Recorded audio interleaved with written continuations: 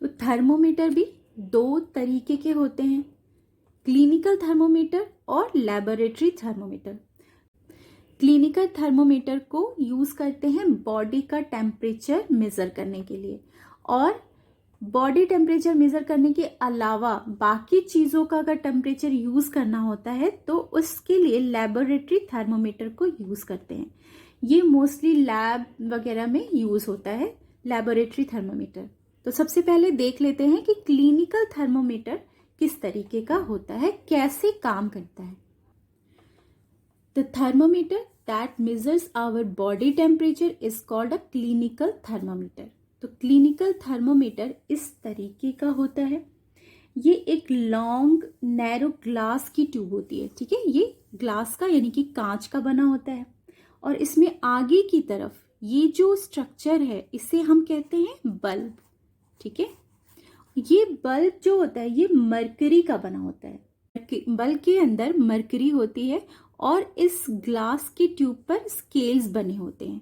इसी स्केल से हम बॉडी का टेम्परेचर मेजर करते हैं। जैसे अगर हम इसे टेम्परेचर लेने के लिए लगाते हैं तो ये जो मरकरी है ये यहाँ से ऐसे आगे बढ़ती जाती है, और ये जहां पर आकर रुकती है वहां का स्केल हम रीड कर लेते हैं और हमें बॉडी का टेम्परेचर पता चल जाता है, ठीक है।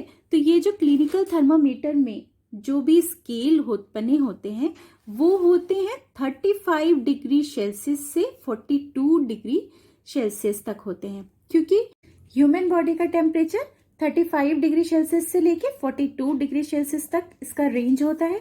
क्योंकि अगर मिनिमम होता है तो 35 डिग्री सेल्सियस जाता है, और अगर बढ़ता है तो 42 डिग्री सेल्सियस तक ही होता है ह्यूमन बॉडी का टेम्परेचर। इसलिए इस क्लिनिकल थर्मोमीटर का जो स्केल है उसका रेंज भी 35 टू 42 डिग्री सेल्सियस होता है।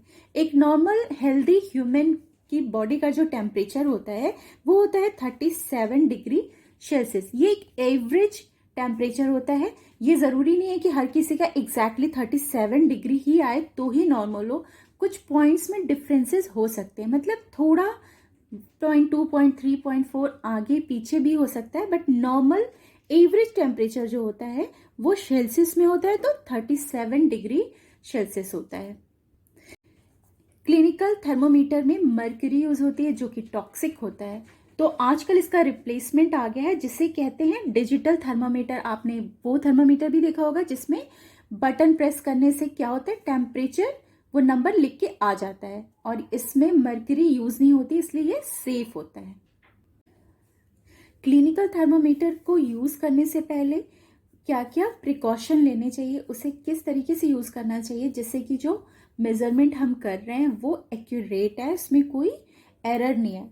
तो सबसे पहले यूज करने से पहले हमें थर्मोमीटर को अच्छी तरीके से वॉश कर देना चाहिए, और उस थर्मोमीटर को एक जर्क देना चाहिए, यानी कि ऐसे झटका देना चाहिए जिससे कि उसका जो स्केल है मरकरी का वो नॉर्मल टेम्परेचर जो होता है 37 डिग्री उससे नीचे आ जाए, उस पे नहीं रहे, उससे नीचे आ जाए, यानी कि 37 डिग्री सेल्सियस से नीचे आ जाए। अगर हम फ़ारेनहाइट वाला थर्मोमीटर यूज कर रहे हैं तो उसमें 98 डिग्री फ़ारेनहाइट से नीचे आ जाए, क्योंकि फ़ारेनहाइट में जो नॉर्मल टेम्परेचर होता है वो होता है 98 डिग्री फ़ारेनहाइट, ठीक है। कभी भी थर्मोमीटर को पकड़ते समय बल्ब के साइड से नहीं पकड़ना चाहिए, और फिर अगर मेजरमेंट लेना है तो थर्मोमीटर को अपने टंग के नीचे या अंडर आर्म्स में लगा के चेक करते हैं टेम्परेचर।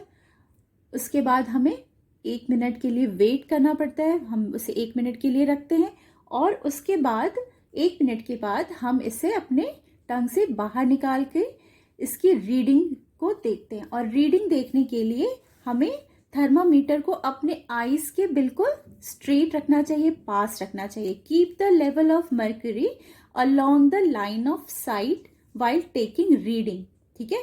और जहां तक मर्क्यूरी की लाइन पहुंची है वहां का स्केल हमें मेजर कर लेना चाहिए, जैसे कि इस डायग्राम में है।